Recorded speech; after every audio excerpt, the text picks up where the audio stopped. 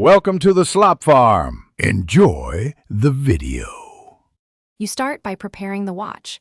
Charge it and wake the display, then unlock it so menus are available. Next, press the side button and immediately open Settings. This gets you to the System area where identification items live. Once in Settings, look for sections labeled About, Device, or System.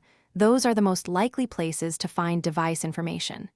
Make sure the watch is responsive. If menus lag, wait a moment and then continue so you don't miss the QR option. You continue by navigating inside About or Device and scrolling carefully. Many watches hide QR codes under Serial, IMEI, or a separate QR option. Use the touchscreen or rotating crown to expand submenus. Sometimes the QR is listed under Watch Info or Connect. If you don't see it on the watch, make sure the watch is paired and then open the companion phone app. The Device Info tab often mirrors the watch and can display the QR code for setup. Stay patient while menus load. You finish by tapping the QR image to enlarge it. Once visible, either take a screenshot or scan it with your phone camera or scanner app. If the QR doesn't show, restart the watch, reopen About, and recheck pairing. Many display issues clear after a reboot.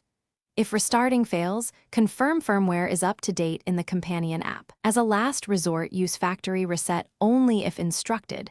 Backup your data first, because that clears settings and often restores the QR option. Thanks for watching. Consider subscribing if we helped you today.